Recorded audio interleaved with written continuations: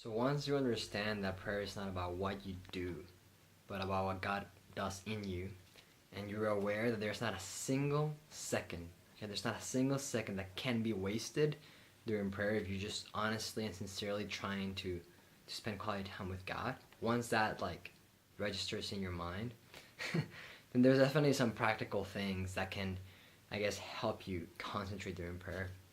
So I'll just mention three specific things.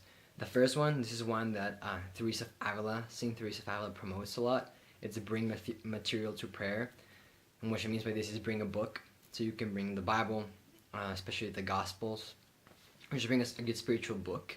And if you talk with God for a little bit, you run out of things to say. You try to stay silent and try to think of other things to say, and then you just can't take prayer any longer. But you still haven't done your time. You can definitely pull out your book and read.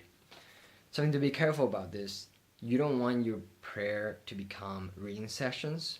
So the book is to help you, give you material to pray, to talk about with God. So it's not supposed to be a substitute for all the talking.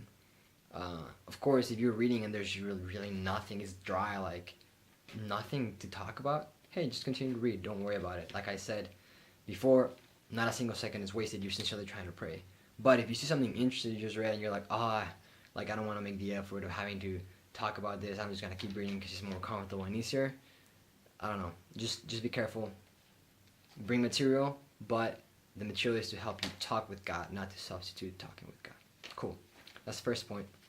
Second thing that is good is bringing a journal. And people use journals in different ways. The journal, the way I see it, is not just to write about your life. I mean, it can be, but in the specific way that I think can help us do mental prayer and talk with God is to fight distractions and yeah, to help you concentrate. Sometimes it happens to me that I have a lot on my mind, and since your mind is kind of like there's a lot of ideas and like a huge blurb, I want to be able to like concentrate on a single idea and kind of lay it out and explore that idea. And so if I write, it helps me to explore the idea. But the writing, it's like talking with God. It's not writing to yourself. It's like you're addressing what you're writing to God because you're talking and you're just using the writing as a mere tool to not get distracted. And it's also easier because when you get distracted in your mind, you kind of just forget. When you're writing, you're much more conscious about what you're thinking and saying, so it can help you just focus.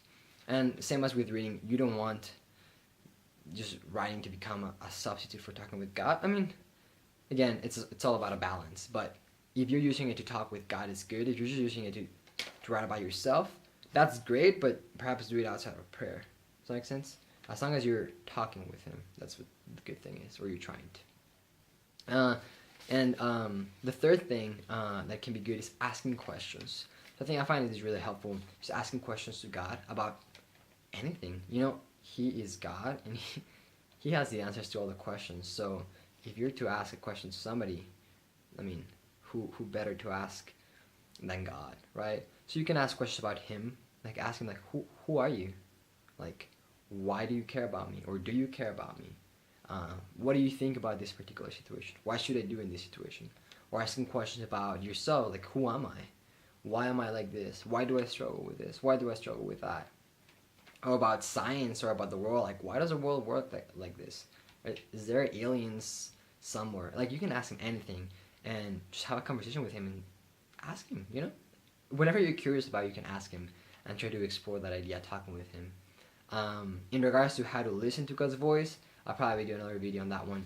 How to answer to how to hear these questions. How to hear the answers to these questions. But still, I'd encourage you to try to listen to His voice and ask these questions. So, 3 practical ways to help you do mental prayer. 1, ask questions. 2, have a journal. 3, bring material to prayer. Cool. Bye.